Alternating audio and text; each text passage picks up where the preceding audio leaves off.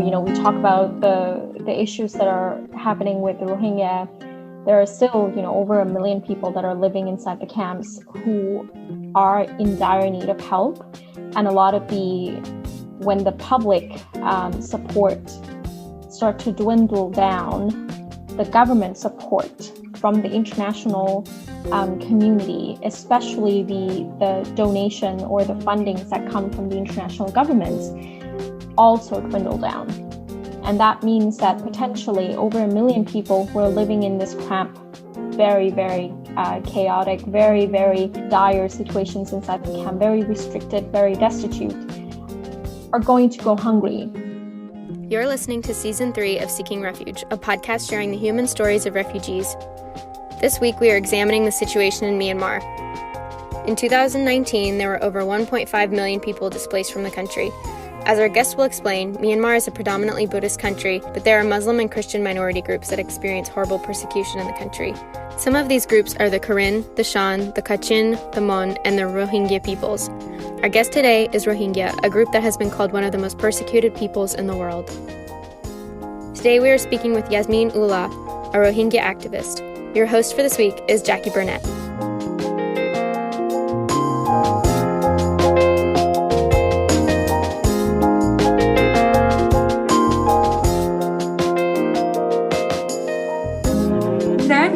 Yazmin Ullah. Hi, thank you so much for coming, for speaking on the podcast. Thank you so much for having me. Of course. Why don't you just start by talking a little bit about yourself to our viewers? So my name is Yazmin Ullah. I've been working as an activist and an advocate for my own community. I was born in northern Rakhine State. It's off of the western part of Myanmar, or Burma, as previously known. And my people have been undergoing something really, really tragic, and we've been dubbed the most persecuted minority on earth for various different reasons, but specifically because some of the things that we've experienced are what's called hallmarks of genocide.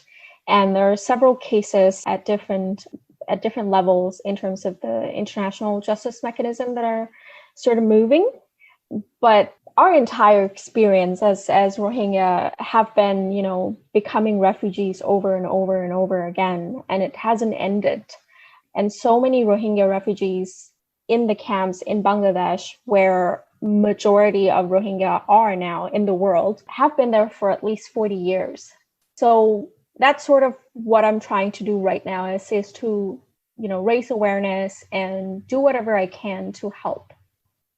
I really think that's a great goal. I know when I was prepping for this interview and for this podcast episode, I was doing a lot of research and I was talking to people in my community, even just in a friendship level way of, I'm doing this interview about the Rohingya. And I was shocked by how many people said, what does that word mean? Yeah. Or that they didn't know about the situation. And it's a huge situation going on, global impact. And it's been going on for a while now. Yeah. So I think hopefully some more people are learning or becoming more aware of the situation. Would you be able to speak about more specifically what is happening and why it's happening in Myanmar? Right. So the ways things have been was that Rohingya were part of the western part of Myanmar, and we used to coexist with our Rakhine brothers and sisters. The area itself used to be its own sort of kingdom back in, the 7th, 8th centuries. And it was colonized first by the Burman, which now have become Burma. But we were grouped together by the English and the British colonial rulers. And it sort of changed the borders and redrawing everything that we used to know. And even though we fought, the World War II fascist Japanese army, because the country was sort of falling into their grasp, it didn't really help our case because the Burman at that time were fighting on the side of the fascist Japanese soldiers. And so the sort of tension between the two groups of people and many more have been starting from that time onward. But there is a little bit more layers to the sort of hatred that the Burmese people have toward Rohingya at this moment. And it is all a social construct that was built by the Burmese military being in power after the country actually gained independence in 1948. And we had a brief moment of the democratically elected government up until the General Ne Win, which is a military general who was appointed to be a prime minister for a little bit. He decided to stage a coup d'etat. And since 1962 onward, up until 2011, the country was under the military ruling. It had become embedded with the values system and, the personnel of the military, or at least the military's family, in all of the systems, in all of the infrastructures that makes up the Burmese government. So you will see that the country actually is so adamant about having Burmese Buddhist value, which is not something that used to happen. It is something very, very new, actually was introduced by one of the democratically elected prime minister. And even though to this day, in 2011 and on, a lot of political prisoners, including Aung San Suu Kyi, who's a democratic icon, was released from her arrest, from her house arrest. We think that the military's power have slowly dissolved, but it hasn't, because they embedded themselves so deep down into the infrastructure of the country as a whole, in the economic power, in the development, in the actual foundations of the country.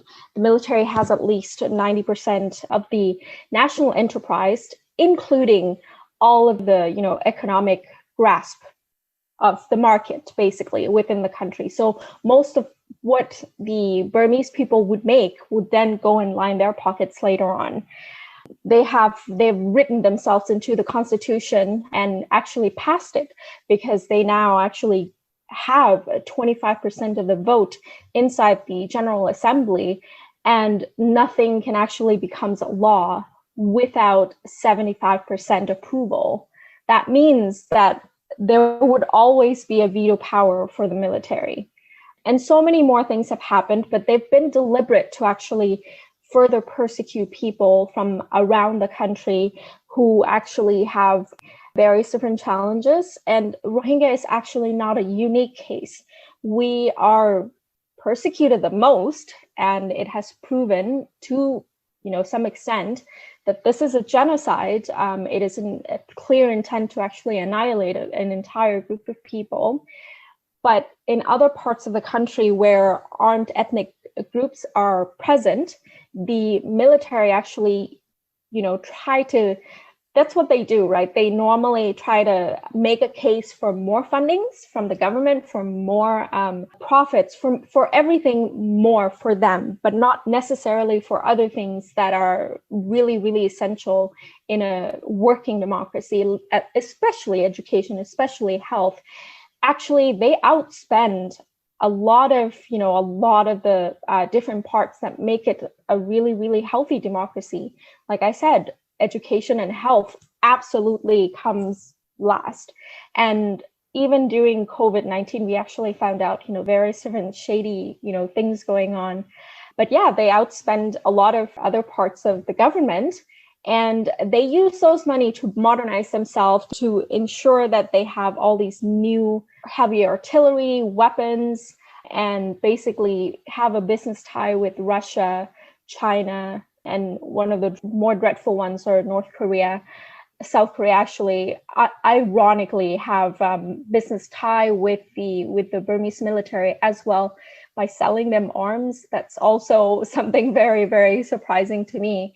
But all of this makes it into basically something that enable the military to continue to exist and have the kind of power that they have to this day to further not just marginalize people, but using force to get things done for the government, the civilian government at least. And it sort of changed the way Rohingya or other ethnic minorities are seen.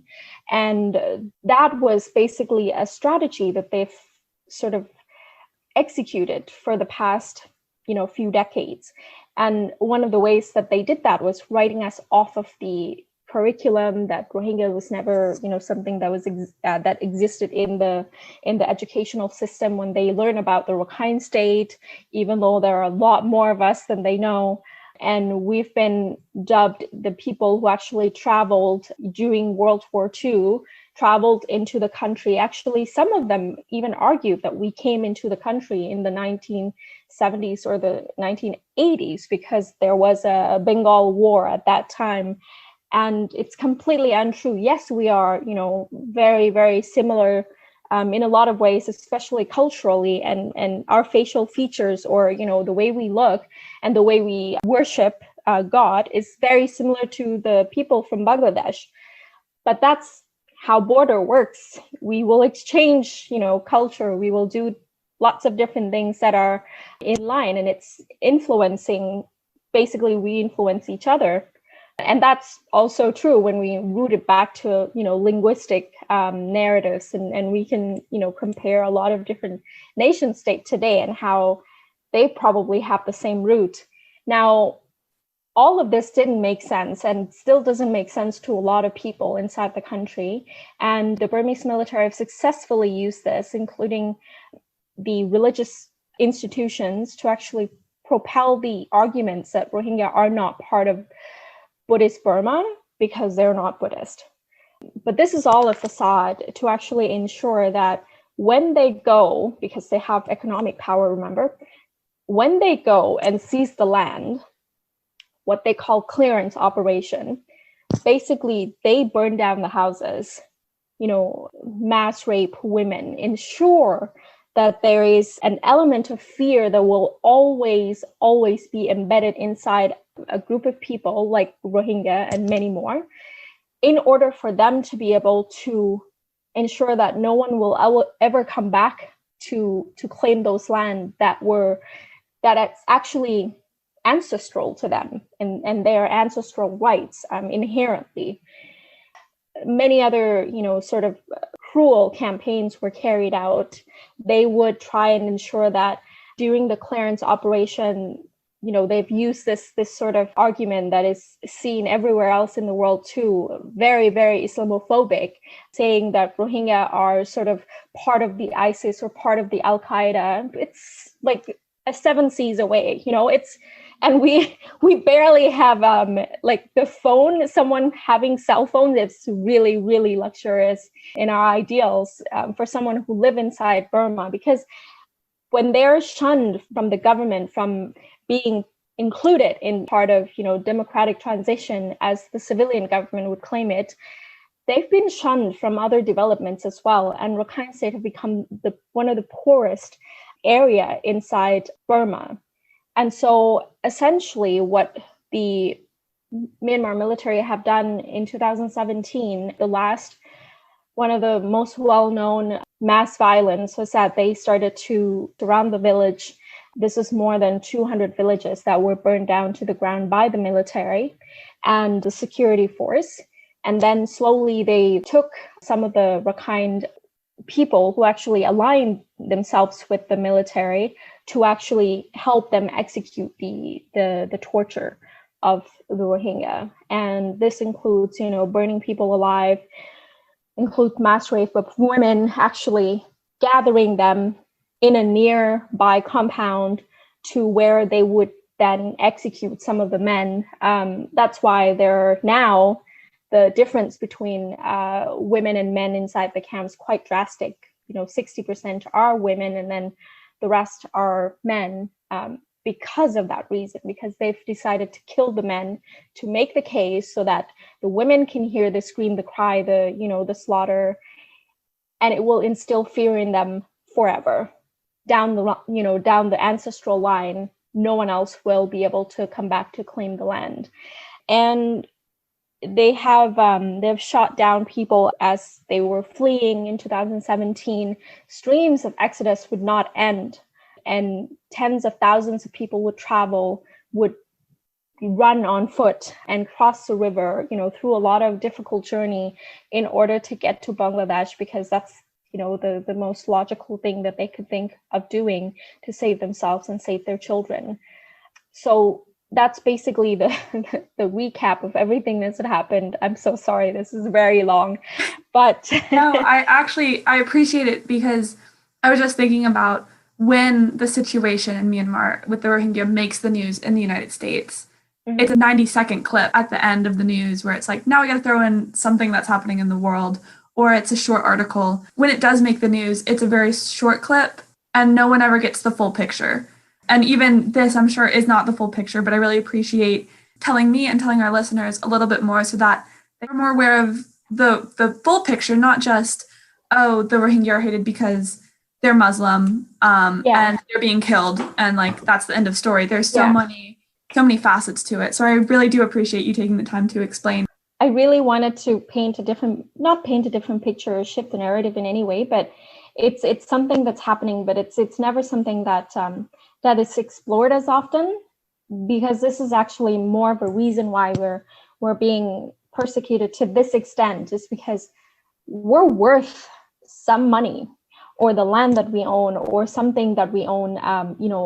After they actually, in 1982, they decided to not pass a law. This was never actually passed through the actual channel, but they decided to enact an act called a Citizenship Act, and it actually stripped us off of our citizenship. And no Rohingya then have been able to get their citizenship back. They've been going, jumping through hoops of getting white card, getting red card, getting so many different kind of cards that were basically promised to them, essentially that, eventually we'll give you a full citizenship. We're just going through changes right now, and never accept something like that, right? But it was also enforced when the military personnel will come and collect your identification. You can no longer vote. You can no longer, attend basically anything that has anything that the state actually offers services.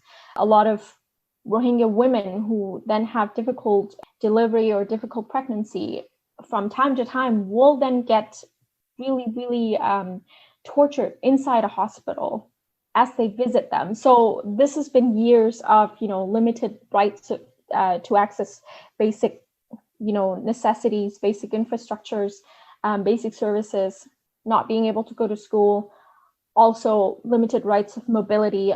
There is this IDP camps that are basically all around Rakhine State and everywhere else too, especially in the northern Shan State. All of this were actually people who used to have homes that were torched down just by the same ways that they did in 2017. And they have actually experimented that and find success in it, and eventually decided, okay, we can do this to the rest of the country where we want the land. And they've actually completely bulldozed the area, like nothing has happened. And a lot of human rights organizations have actually found the satellite image, complete different pictures of the land, of the geographic locations. China has a lot of have deep pockets in it. And this was actually one of the ways that China would actually gain access to Indian Ocean through the deep sea port that they've already built, and pipelines that go from Rakhine State to Kunming, Yunnan State. And this has already happened on our ancestral land. A lot of other issues come from where, we draw the line, especially in a capitalist society. We draw the line between the economic developments and, inherent human rights. We never see them parallel. We always see them, intersect here and there whenever convenient. And in the US is probably a lot clearer. In Canada as well, it's a late stage of capitalism where we prioritize the profit making rather than human lives. And what happened in this case was a lot of Western nations, especially the EU, the European Union, especially the United States, especially the UK, Norway, Sweden, so many more countries have actually decided to remain in trading relationship with the Burmese military.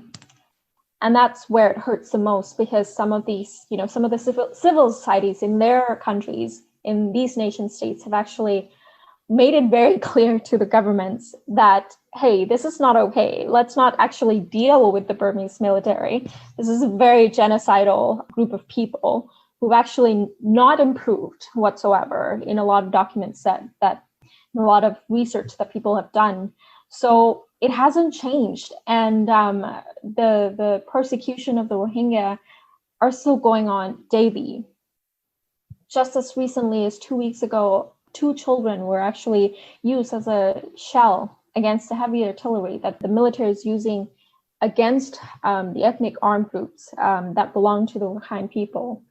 So this is a very complex, arena of so many different things, but it needs to be said that there is a lot more player into the actual problem, rather than that we are, a group that look different or, have a different religion, and that's all the basis for the hate. I definitely think what you just said at the end is very important. Also, it's very important to realize for people, none of our listeners, I guess, live in Myanmar, and they might be thinking, this doesn't really impact me, it's sad, but the United States government, a bunch of other governments are still dealing with the Burmese government, are still refusing to call it a genocide, or aren't putting on the sanctions that they need to do in order to take a stance on this and say this isn't okay. And I think that a lot of people need to realize that and say, like, we are involved. It is a global issue that is not just Myanmar, it's not just Southeast Asia, it's globally. So has it, do you know, been officially recognized as a genocide? It has been called a genocide by the OHCHR, which is the United Nations Human Rights Office of the High Commissioner. So the 2017 massacre and the clearance operation actually triggered a mechanism inside the UN. Although we want to think that the UN might be obsolete, like, the United States president would say, current president, and so many more, bureaucratic tendency that the UN will always step on its own toes. It has actually triggered this process and created the independent investigation mechanism on fact-finding mission on Myanmar. And although the 3 investigators that are on that team have been basically barred from entering Myanmar, they were able to collect some very, very revealing and very effective sort of set of data that helps the case being made at the international courts for us, for the Rohingya. And although they've finished their mandates, like I think maybe in 2019, they've collected a lot of data in comparing Rohingyas' mass atrocity to other ethnic minorities that have basically been struggling around the same thing, even though they aren't ethnic groups that potentially might help their case or not for the past few years. And so this was their language was that the genocidal acts were committed, and there needs to be a proof, basically a process to prove a genocidal intent that are by the Myanmar military and the security forces and potentially the civilian government. So Canada, as I've been working here in this realm and a little bit more now internationally, we've been advocating with Canada, and that's why I was really fascinated by by one of your points when you were saying, not a lot of people actually know who we are. So we started actually working with the federally funded museums. That's called the Canadian Museum for Human Rights. It's quite a big museum in Winnipeg, in Manitoba. And we started to just ask them about, removing Aung San Suu Kyi's photo because she's complicit to all these crimes. She called us various different names, and she doesn't really even want to utter our name. It's so ironic that I was actually able to meet her when I went to the court, and she sat super close by, but we're on different sides, which is wild. But that's a story for another time. If you don't know who she is, Aung San Suu Kyi is a state councillor of Myanmar, a position comparable to prime minister. She began her career as a politician who worked to help Myanmar transition towards democracy, and she was placed under house arrest for about 15 years for her criticism of the military junta. She even won a Nobel Peace Prize in 1991 while she was prisoner.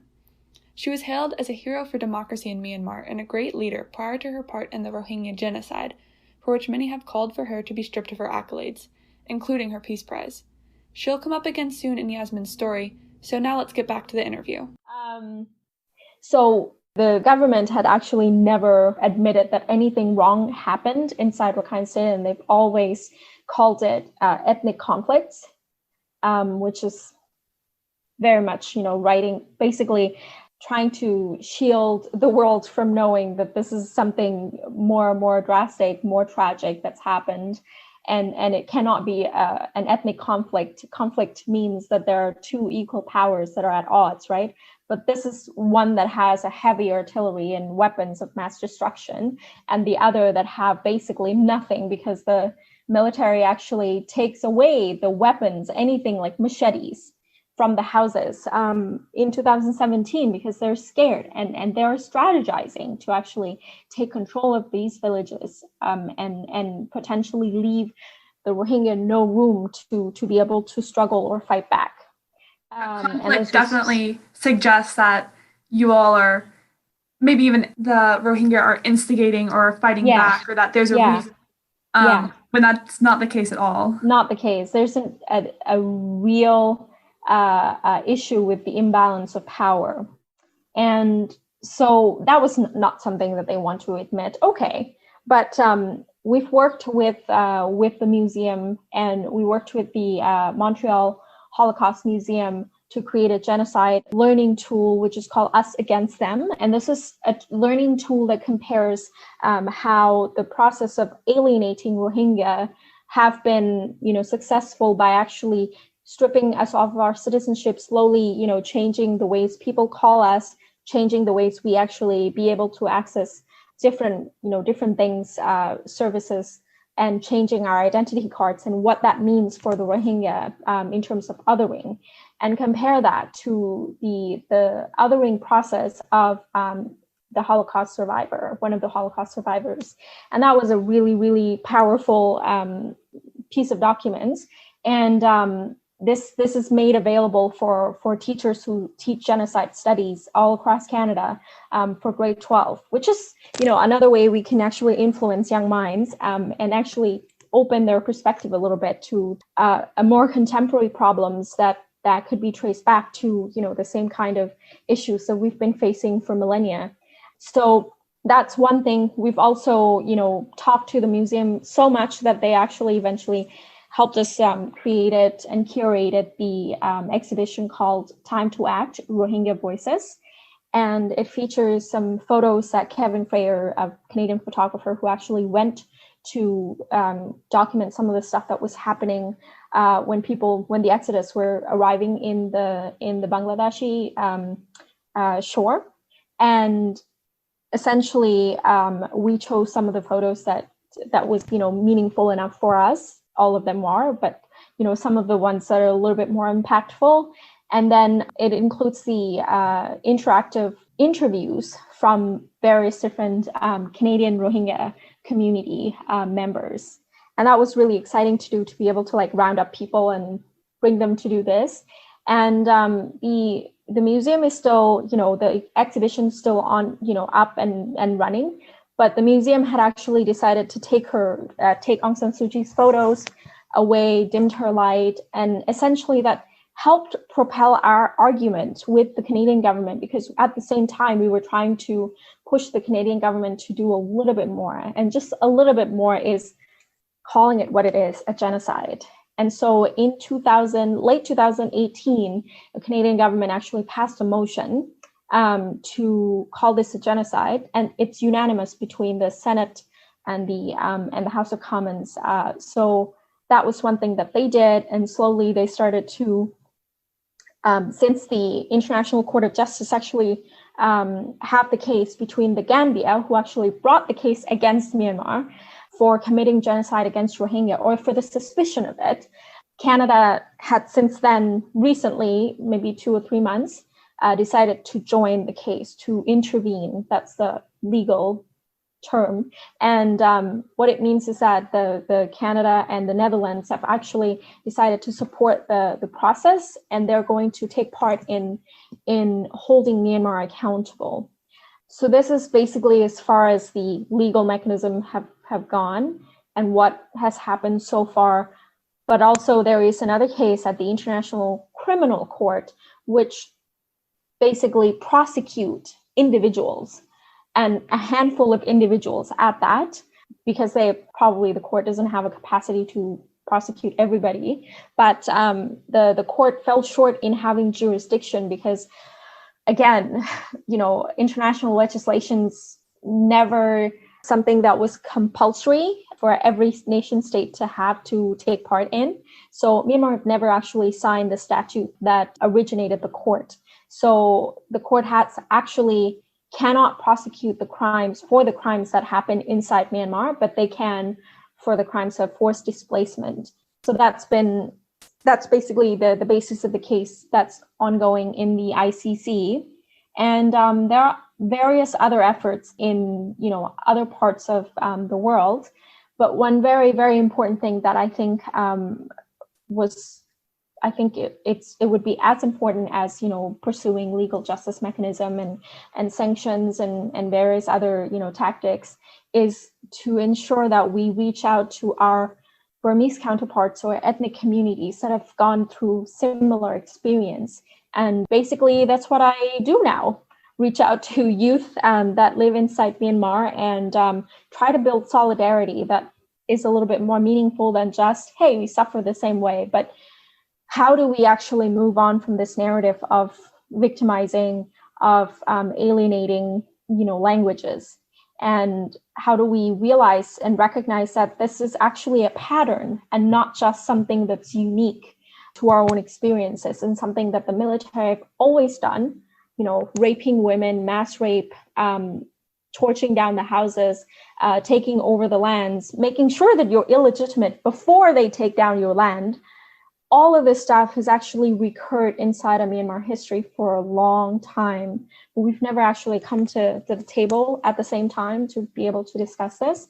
So we've become refugees over and over and over for the generals to actually enjoy their lives.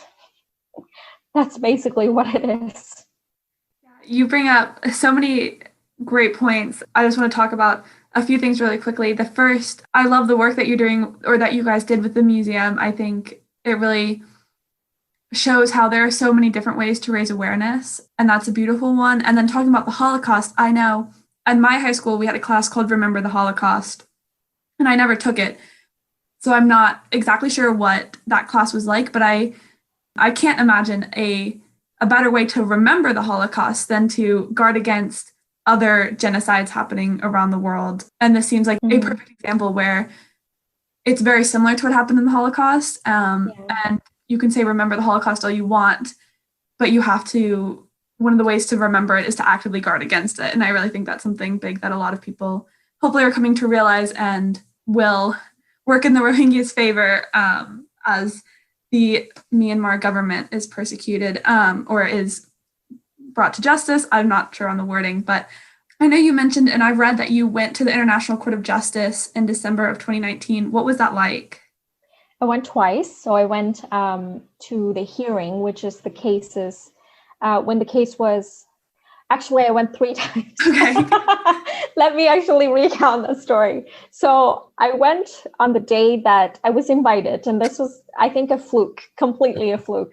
We all have this imposter syndrome, right? But yes. I would like to think that I did not earn that place, because this is not something to be earned. It's just that people are suffering. That's why we're even in this country talking about something, as important as this. And I would always beat myself up for enjoying these luxury, and not in a toxic way, but to remind myself that there are so many people that could use this second to further their struggle and to further, the cause.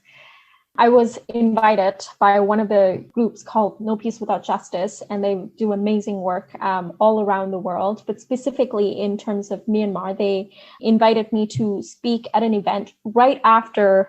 So there was a buzz about the Gambia bringing up the case. And that day was November 11, 2019. They were supposed to file a case at the International Court of Justice for Myanmar to be brought and for the hearing to start, basically for the case to kickstart. And I was able to meet with the legal team at that event because they were also part of the panel. And I was part of the Rohingya representation with two of my other colleagues. And I was able to meet with the then Justice Minister of the Gambia. And since then, I was invited to be part of the representation inside the court. And I was able to sit with my three other Rohingya brothers and sisters who traveled from the camps, got a special permission from Bangladeshi government because leaving the country to be settled in a third country was not something that Bangladeshi government is willing to do right now or willing to negotiate for it to take place. So issues with exit permit and whatnot, similar things that happen within the same region because they want to prevent people from having pull factors to come over to Bangladesh. It's just legal and political arguments. But I was really happy to be able to see two sisters from the camps and one brother, and then, my other Rohingya colleagues who basically are everywhere. Some of them were demonstrating to support the Gambia, and they were met with a counter protest to support, not protest, a demonstration to support Aung San Suu Kyi, who was there as well. And it was a really surreal moment to be able to sit just a few feet away from her and her security team, who looked us down, really just, stared at us, just trying to have this power pose. And it was really funny the way the security team was just constantly staring us down. And I was like, I know what you're doing. It's a funny moment. And later on, I was able to basically witness the arguments made by both sides. And I couldn't be happier that I was sitting on the right side, but also along with so many important people. I was like, oh my God, what did I do to deserve this? And, all of the diplomats and, ambassadors who stationed in the Netherlands came to witness the case, and on both sides, actually. And obviously more on our side. And the ways that the civilian government led by Aung San Suu Kyi made the arguments was to defend the military generals and their actions, and not one word about Rohingya, not one word that she would say or call us by our names. And that was enough, I think, in terms of, what the meaning or the construct that is inherent within the Burmese civilian government culture is that they're not willing to even accept who we are as a people, as a people with unique experience, unique culture, and someone that belong inside that country.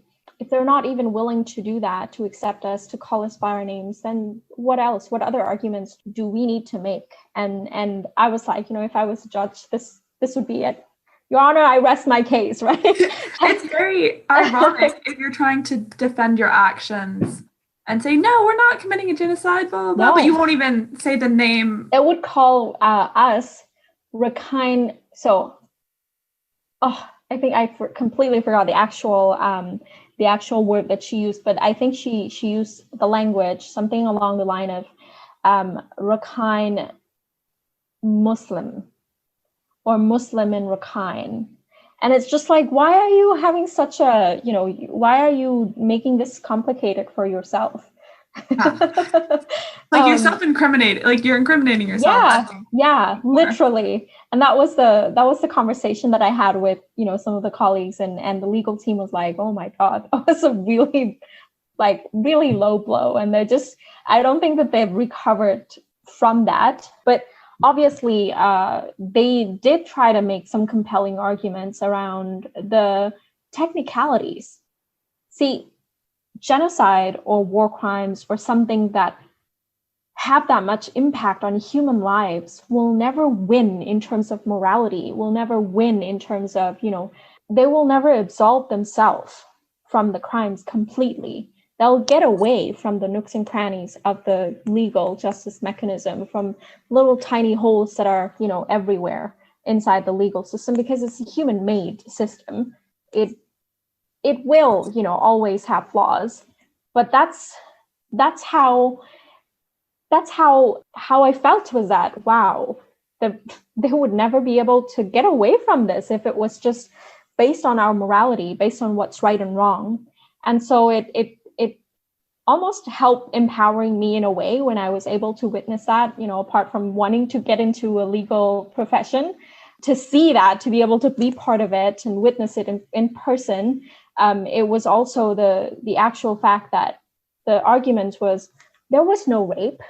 There was no this, there was no that, nothing happened. It was just conflict. It was this, it was that. And it was never an admission of wrongdoing, regardless of whether or not she's been, participating in it, which she now made clear to the rest of the world that she is completely 100% complicit. And one very important thing to note was that Canada did strip her off of her honorary citizenship at the time that they've actually passed the motion to call Rohingya crisis a genocide. So that was an important moment, but her response was that I don't care about the citizenship. But the rest of the 6 people, so there are 6 people in total that were, honored in this manner. The other people are Desmond Tutu, Malala Yousafzai, all these important, really, really change makers that basically shook the world. But I guess she doesn't care anymore to be part of that because of whatever. I guess she can't really make a big deal about losing her citizenship when she's drunk and in power. People their own citizenship. Yeah. Yeah. So the third time that I was there, was when the order on provisional measures were basically that time the ICJ announced their decision on whether or not the case can keep going, or whether or not they're going to throw out the case and that it doesn't have any leg, it doesn't have any ground.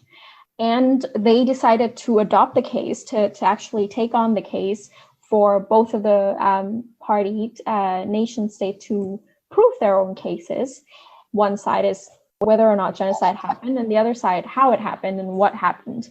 And the other really, really monumental historical moment was that the court decided to announce and basically use a legal term to say that Rohingya are a protected minority. They should be protected.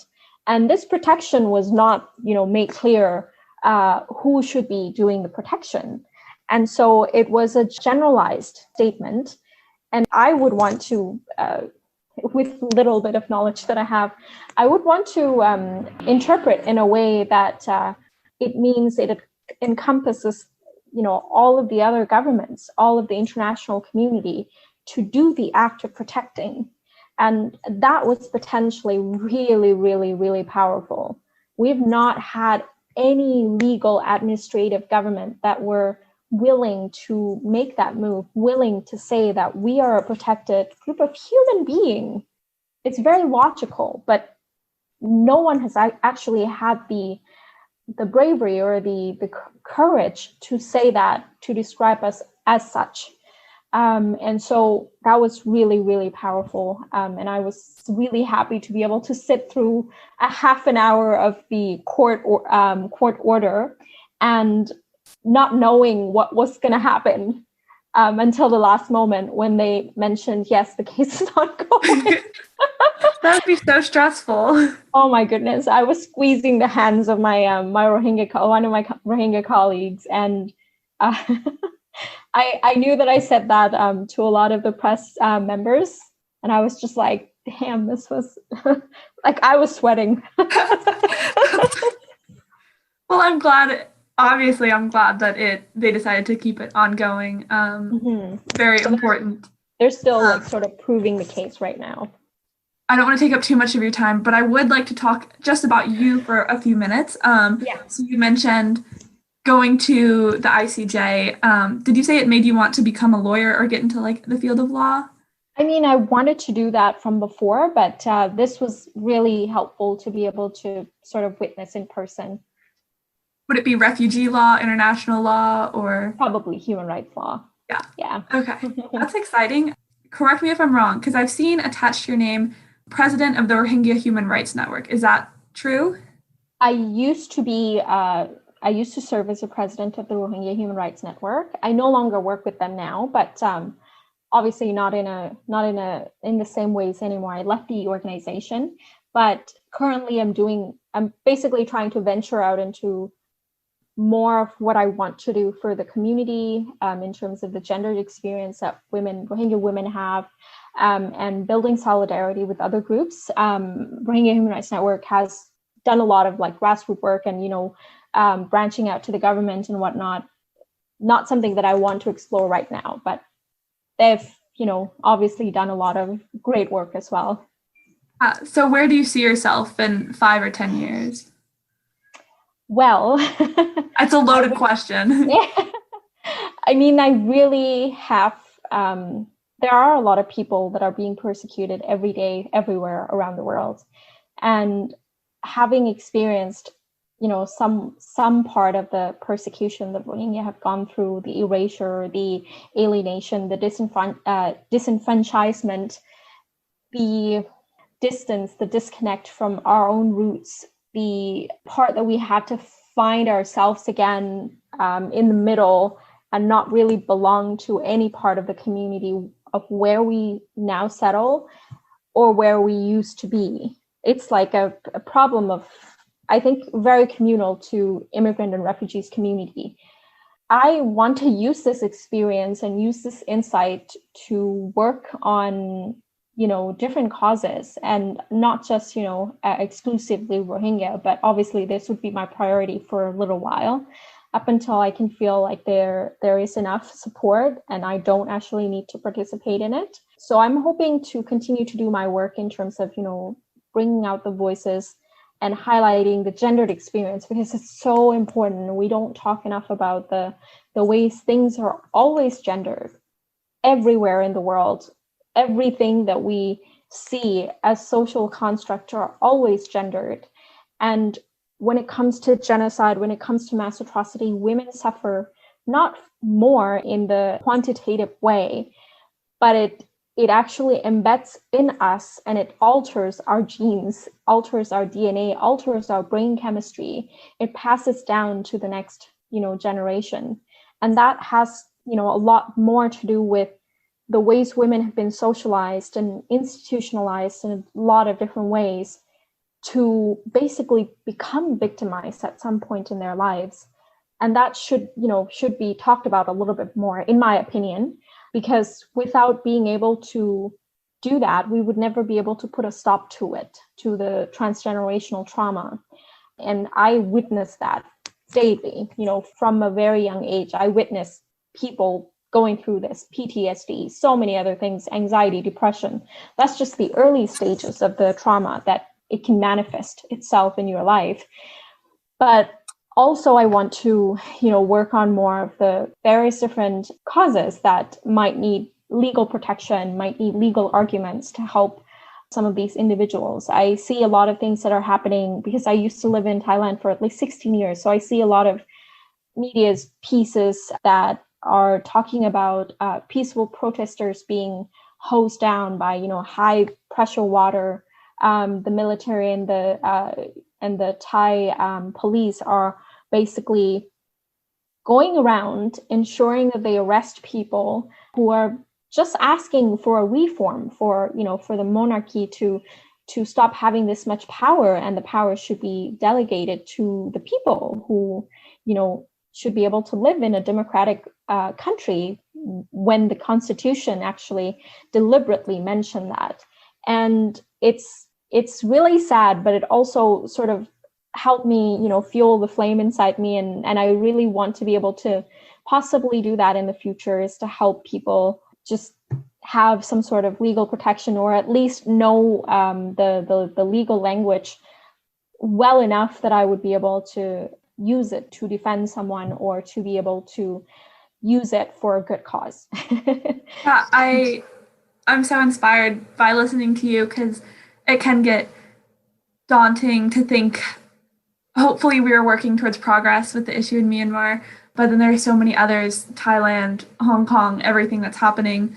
But I'm glad there are people like you who will continue to work for it and hopefully make our world slightly a better place and help each individual find a community and use whatever tools that they have to really have their own identity and find peace in their life and their situation. Really quickly before I go, I have to confess, I'm not on TikTok, but the way that we found you was through TikTok. My friend sent me, she's like, oh my gosh, look at this. And it reminded me, I was reminded of it when you were talking about the Holocaust, because the TikTok was you talking about that. So what is it like using TikTok to do some advocacy? How did you decide it, and how has it helped you, I guess? I just would love to hear the social media aspect of it all. Yeah, so I don't only use TikTok. I also use Twitter. I have a lot more followings on Twitter, so I've seen your Twitter that's too, always yes. a little bit easier. But TikTok has a different perks about it. Is that people can see you. A lot of things like Facebook or Twitter, you'd have to have a larger following in order to put something out and make it sound so, impactful. But this was already the medium. Like, video was the only way you could actually communicate. It doesn't really matter if the video was you talking or someone else talking or just a text, basically like infographics. And I was actually approached by someone from Refugees International. We were doing a campaign to call the U.S. government to call on to them to actually make a genocide determination. Secretary Mike Pompeo has not so far made any determination, and I don't know if that will happen before the election. We'll see. But the organization asked me, because I told them I have a TikTok, and they're like, yeah, can you make a video about that? And I was like, okay. It's actually shared a lot more outside of TikTok than it is shared in TikTok, which is really, really fun. And I just realized that in 1 minute, I have very, very limited amount of time to be able to explain everything and the nuances within the actual situation. But it was something that I already started talking to people about from before, wanting to do a video on the similarity or comparing the Holocaust to the real world or contemporary situation or the crisis. And it's really important because ultimately we have a choice to make. And that choice is something that the groups that are persecuted do not have.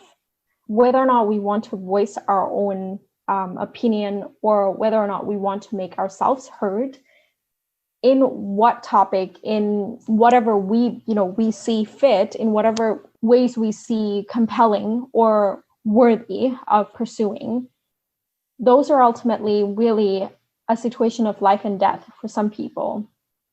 And where we stand in the history will matter so much when we look back, because we are equipped with so much more, access to information, more than before, more than we've had in the history.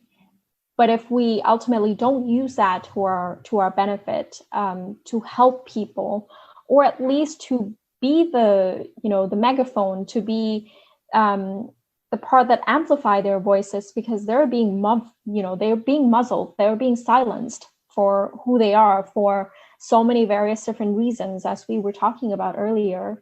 We don't decide to at least amplify their voices or actually talk about them, talk to other people, just getting to know about, even educating ourselves about one particular group of people, and pick up one cause, It doesn't have to be 10 other causes. It can be overwhelming, but just one cause that you want to get to know, that you want to educate yourself on, and start talking to your friends and family, about those things. That can really, really change things in the future very drastically. We just have to decide to start with this first step.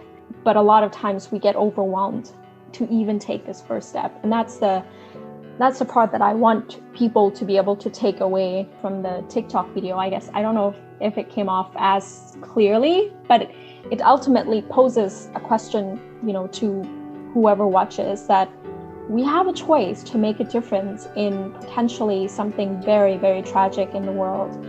Either we can have their blood on our hands, or we could be the change makers that they need. That was Yazmin Ullah talking to Jackie Burnett about her experience as a Rohingya refugee and activist. If you liked this episode, be sure to subscribe, rate, and review us in the comments below. If you'd like to get in touch with us, email us at seekingrefugepodcast@gmail.com. Follow us at Refuge Podcast on Instagram, Twitter, and Facebook for all the updates on our show. As always, a huge thank you to Maxi International House for making our show possible. Thank you so much for listening, and we'll see you in the next one.